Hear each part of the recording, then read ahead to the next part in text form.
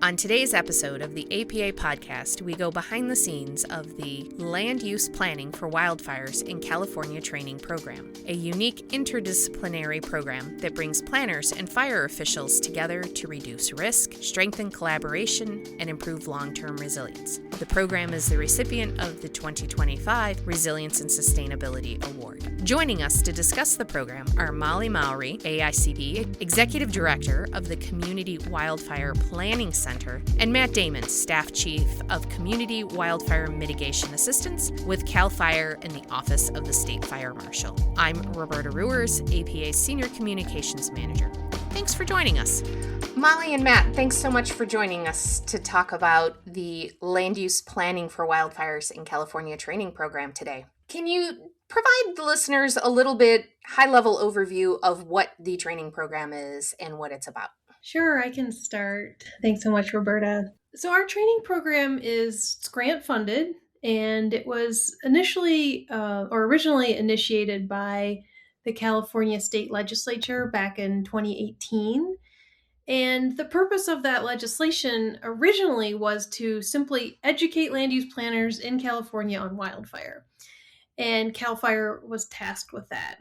So CAL FIRE reached out to our organization, the Community Wildfire Planning Center, and together we began to co-develop these trainings. And really right from the beginning, we recognized that, yes, the intent was to educate planners, but we really couldn't educate planners without also bringing in the fire professionals.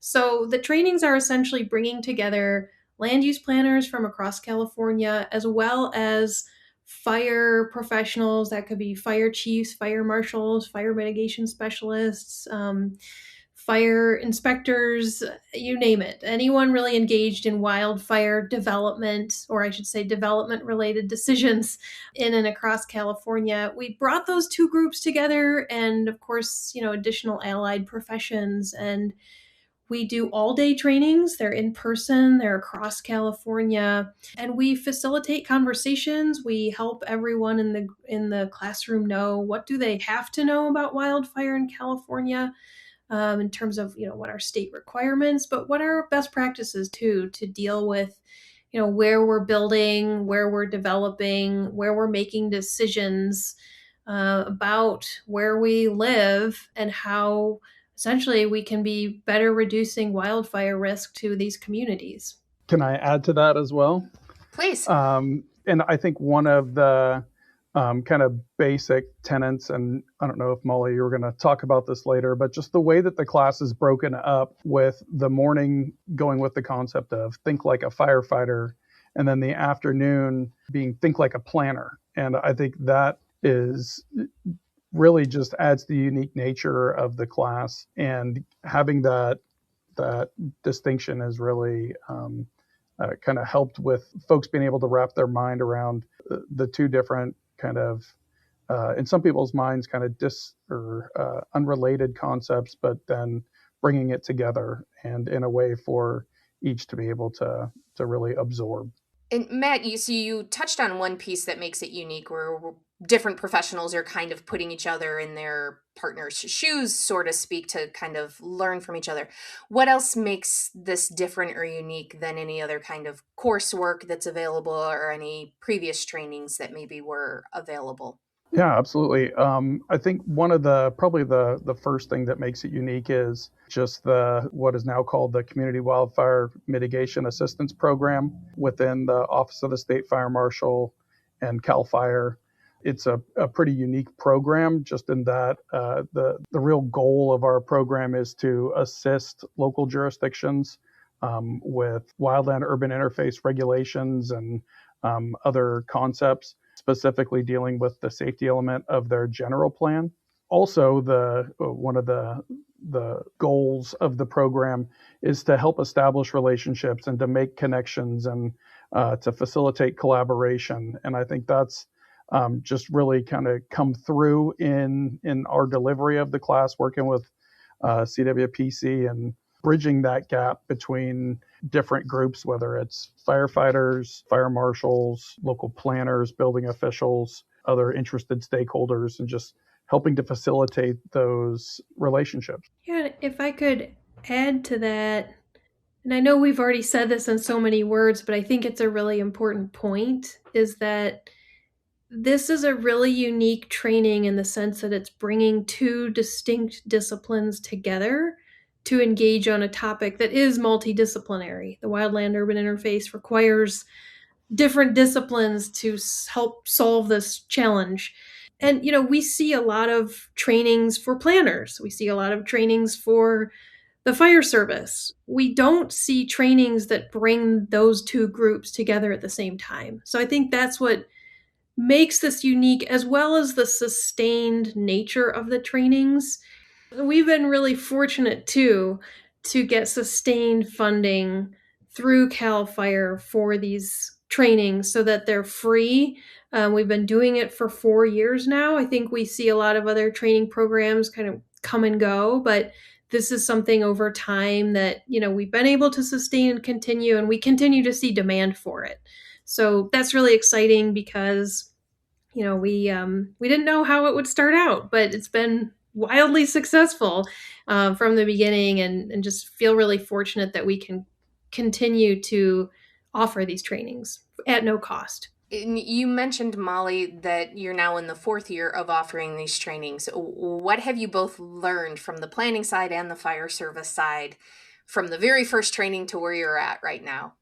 I think one thing that we've seen and have learned in the process is really how dynamic this field is. The actual solutions may not always change, but for example, legislation changes every year. So we have to keep the training content up to date with reflecting what the state requires, as well as continuing to educate ourselves on what are best practices that we want to share throughout the course and the day.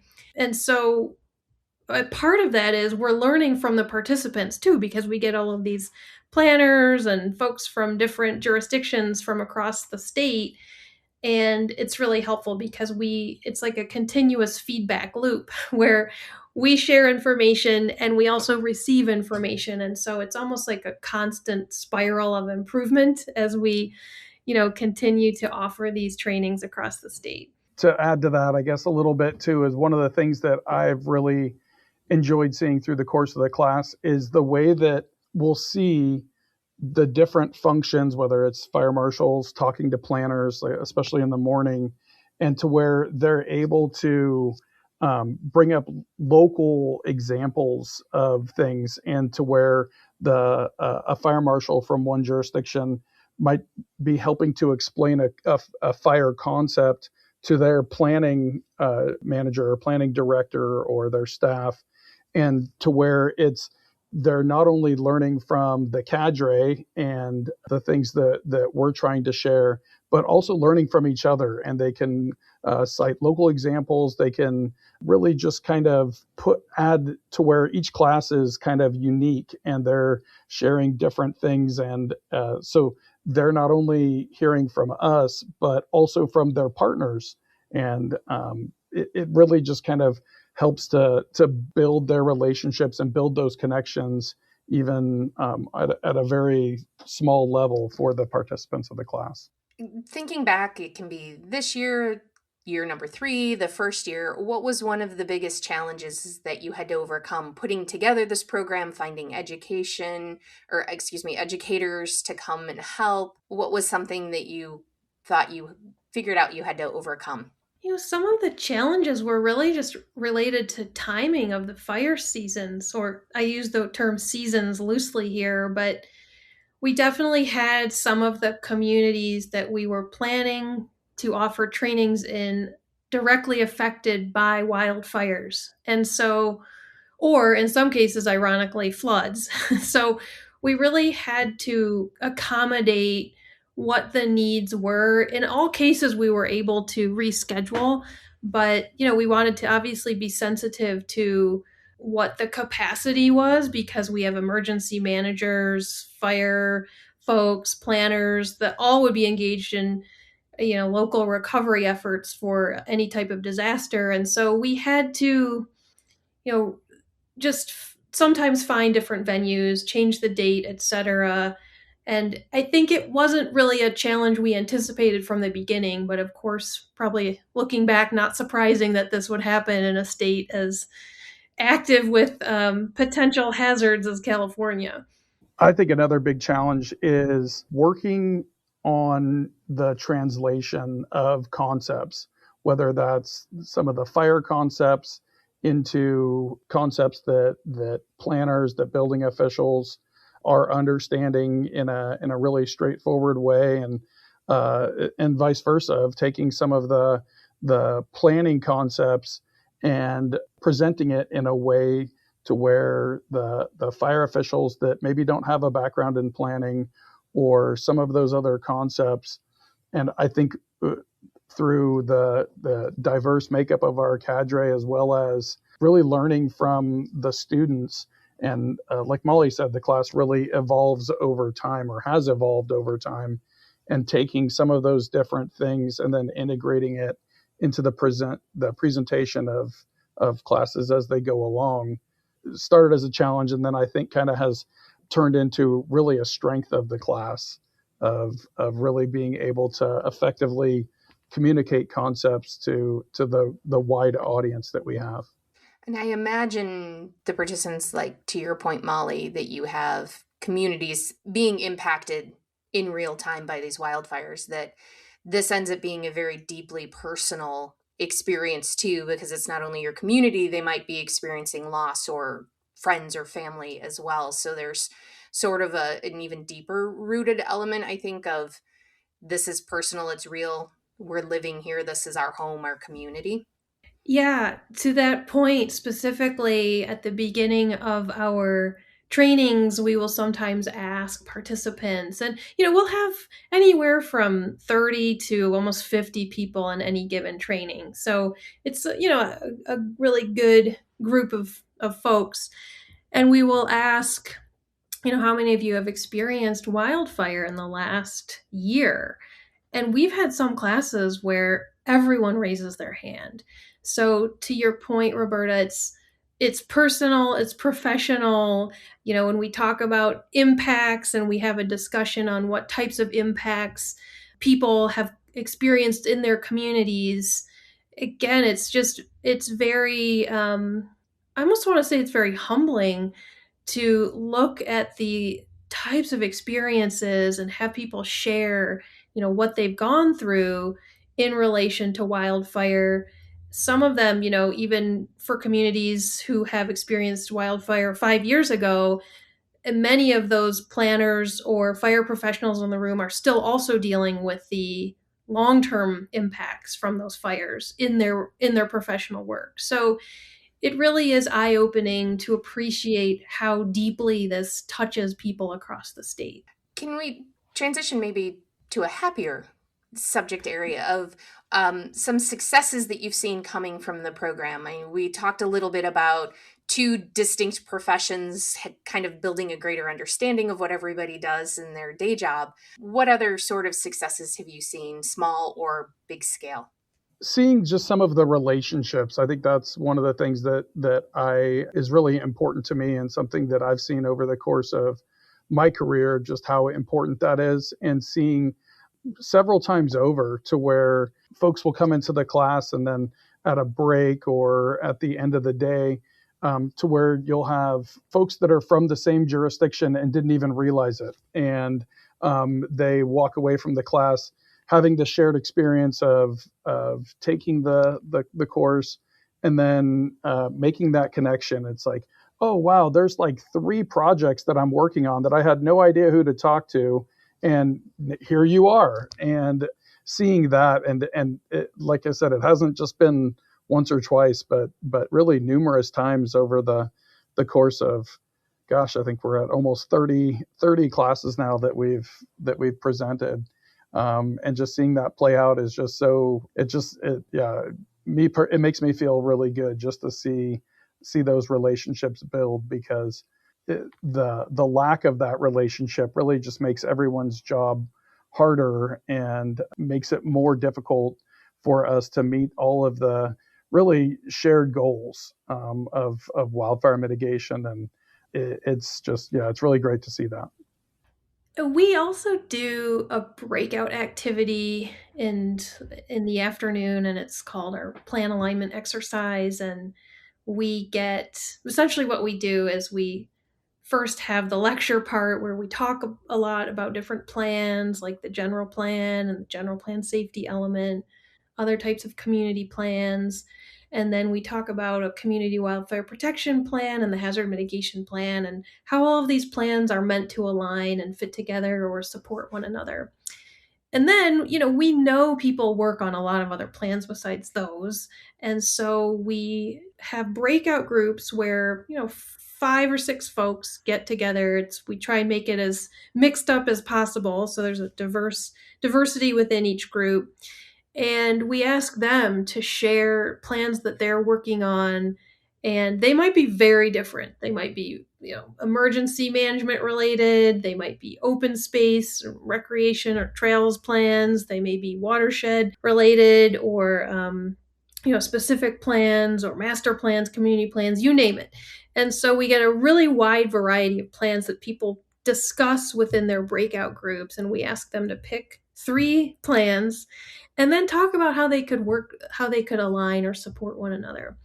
And, every time we do this exercise, it's so exciting to see people who have, in many cases, never met and have very different professional backgrounds, but come together on, just within 30 or so minutes, sharing with their peers and coming up with really creative ways of thinking about the different plans they work on could align. And when we do our evaluations at the end of the day, that breakout activity is consistently one of the top rated activities or topics from the day. So I think it's just really exciting to see that although, yes, we're bringing our knowledge as the instructors, we're facilitating these conversations, we're also really providing people who have a lot of their own expertise the chance to network with one another and share their knowledge in ways that we can't always script, and that's, I think, one of the neat things about this training.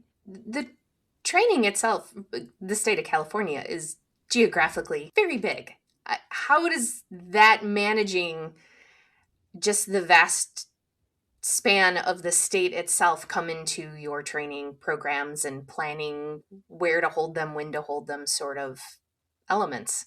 Well, I think Molly and her team have done a really great job with a lot of the logistics side of that, of working on really trying to hit the different areas. As a group, I think we've really tried just to look at hitting different parts of the state when we get together every year and kind of work on our updates, or even initially of looking at, okay, we want to make sure that we have a good spread. We knew, I think the first round we were doing 10 classes, and it's like, okay, we want to make sure that we have different geographical areas, because it does kind of just organically happen when you're having a class in Redding. It's very different than having a class in Riverside County or in the Bay Area.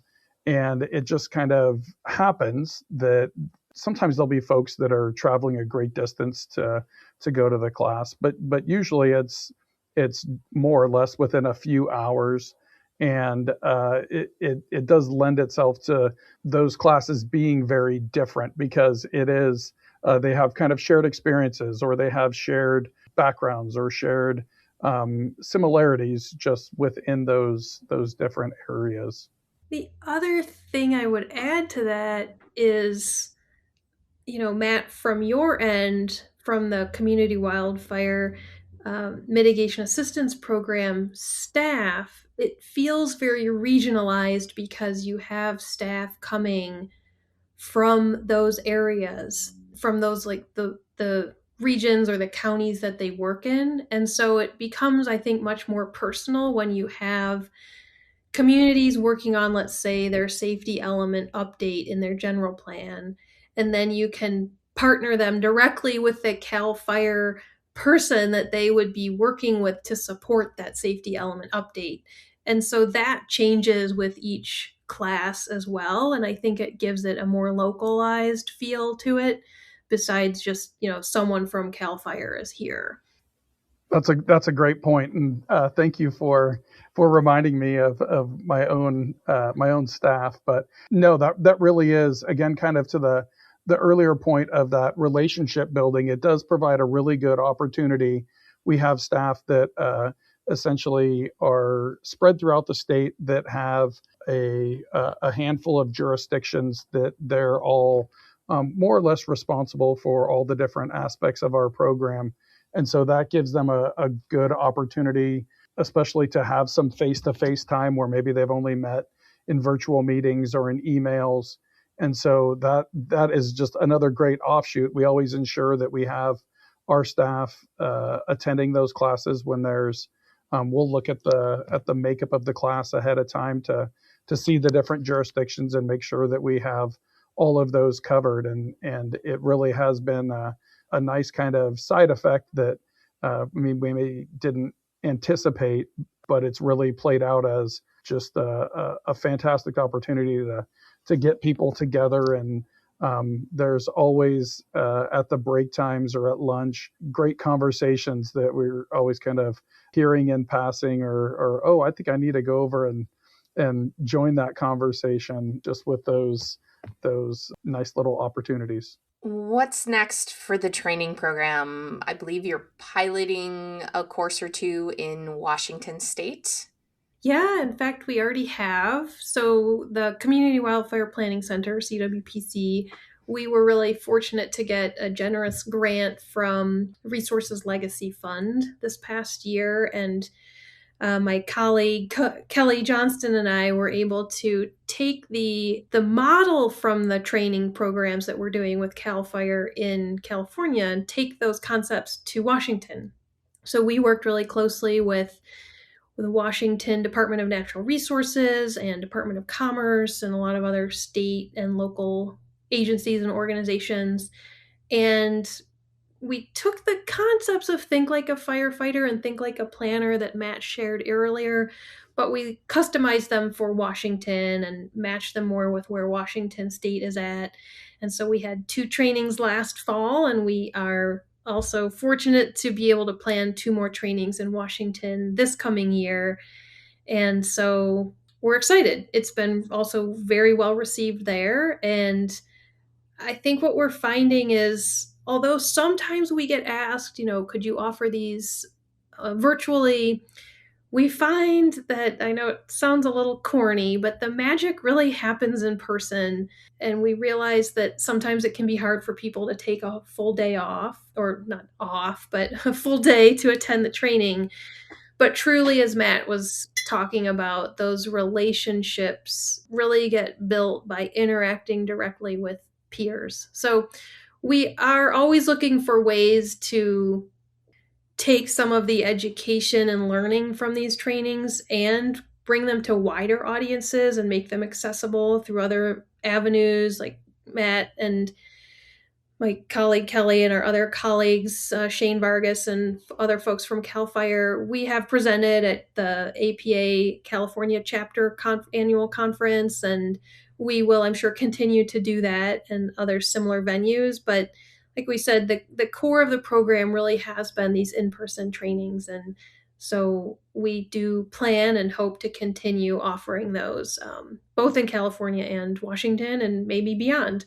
And I think from the perspective of CAL FIRE and the Office of the State Fire Marshal, certainly continuing this class into at least the immediate future is definitely supported by our leadership. Looking at other opportunities and other things we can do is certainly on the table, and trying to figure out kind of the next way to reach people and to support local jurisdictions is very important to us. But I think when we first started this class, we weren't sure, oh, well, maybe we'll do the 10 classes and just kind of be like, okay, great. And here in our, really, I think it's really our 4th year together of working on the course and doing it, the interest isn't going away. So continuing with what we're doing, I think, is in the immediate future, and we'll see what's on the horizon. Final question for each of you. What do you want listeners to take away from the training program overall? I think it goes back to one of our lessons learned, and it wasn't a hard lesson to learn. It was more of an exciting lesson, I guess. If you want to solve a challenging topic, you really need to bring together the different disciplines that would be engaged in that solution. So for us, in this case, it was obviously the wildland urban interface. And, we hear a lot of different, and I'm trying to think of how to really word this. We hear a lot of different solutions that people want planners to follow for reducing wildfire impacts to communities.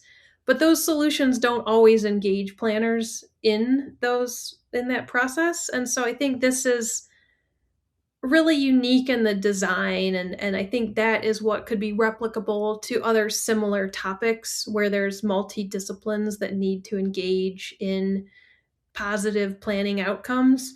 It's not just for the planners, it's not just for the fire service, it's not like just for any other profession. Not only are they participating, but we see them as, as part of the solutions in this case. And I think for me, the takeaway, and I've probably said it several times already, is just the importance of the creation and then the maintenance of those relationships with the other functions within jurisdictions, of just how critical it is to nurture that process and to be working with those other functions. And as folks go along in doing their job, it understanding your partners and what their role is, and then how that impacts what you're trying to do, is just it just makes for such a better a process, a more effective process, and ultimately better service to the folks we're trying to help and guide through many of our processes. So that's always my takeaway at the end of our day, is just the importance of relationships, and maintaining that takes work, and sometimes it takes people kind of being a little bit uncomfortable, but the payback is almost always exponential to the effort that you put into it to kind of put yourself out there. So that's always my go-to.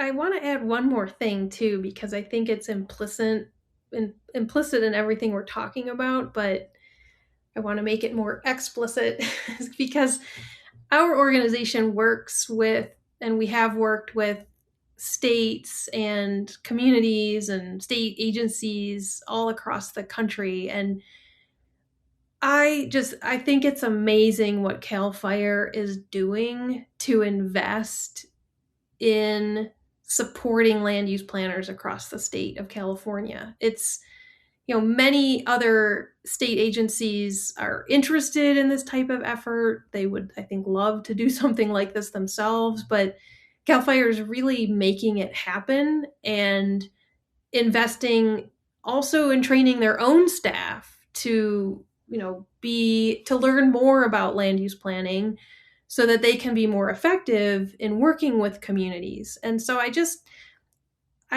know that goes a little bit beyond this training, but it certainly is a successful ingredient as to why these trainings even happened and why they continue to happen. And just to see a state fire agency take that level of leadership, I think it's amazing. And I really hope that could be serve as a model across other states in the future. It sounds like with your training program, you've already kind of established, how do you start building that relationship so other folks in other communities around the country can start to mirror what you have been able to do in California? Yeah, exactly. I mean, I think we have a good formula and a good model, and it's not hard to replicate it. It just takes the leadership and the will to make it happen. Is there anything else we didn't touch on that you wanted to share with listeners? Do you have anything, Matt? I'm trying to, I can't think of anything else. Like, this has been fantastic.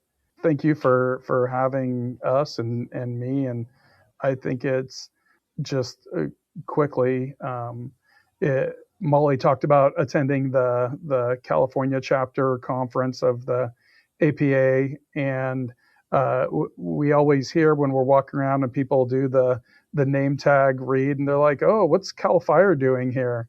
And we've had so many great conversations of just like, "Oh, well, we have our program and we have this class, and we have a lot of shared goals and shared responsibilities." And so I just really value the work that planners do, and Molly and Kelly from CWPC just do such a great job with really kind of steering this class. We definitely could not have done all of the things without her and her team, and so it takes collaboration, and it takes like Molly said, a lot of hard work, but I think the payoff is certainly worth it in the end.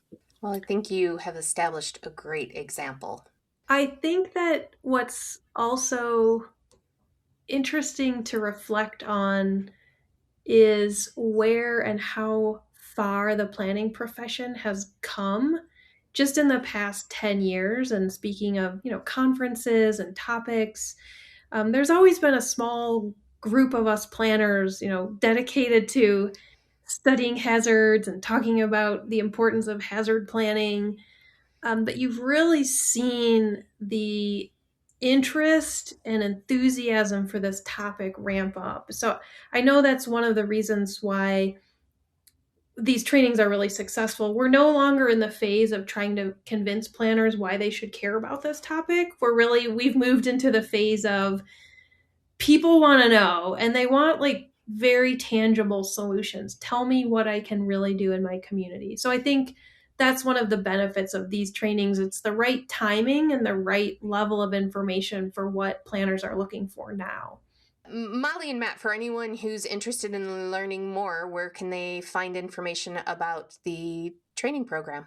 Thank you, Roberta. The best place to go for more information is our CWPC website. It's communitywildfire.org, and you'll see trainings. And then if you click on trainings, we have listed all of the upcoming trainings in California and if there are other training locations available. And that is constantly being updated as we schedule more trainings. So we just encourage anyone interested who's in California and wants to attend to visit the site, or they can contact us and, ask to be on a training notification list. But the best place to go is the website, communitywildfire.org, and there's a contact form on that too if they have questions. And yeah, same for us with our the OSFM, the Office of the State Fire Marshal website, osfm.fire.ca.gov, and it basically links to Molly's website. But lots of other information about our overall division, the Community Wildfire Preparedness and Mitigation Division, that's under what we do. And there's tons of links and descriptions about all of our programs and a link to the class. Lots of information available, but always happy to chat and have the conversations. Molly and Matt, thanks so much for joining us today and talking about the Land Use Planning for Wildfires in California training program and sharing a lot of really great lessons learned. Thank you for the opportunity. And I think we also just want to say how honored we were for our training program to be recognized by APA this year. Truly, yeah. Thanks for having us, and really enjoyed this, and it really was an honor and a surprise recipients of that award, and thank you. Thanks for listening to another episode of the APA podcast. Learn more about the National Planning Awards at planning.org/awards and learn how to nominate your own work. If you want to hear more great conversations with experts from across the planning landscape, subscribe to the APA podcast so you'll never miss an episode. You can find the APA podcast on Spotify, Apple Podcasts, Overcast, or wherever you get your podcasts. You can also find our entire library of past episodes at planning.org/podcast.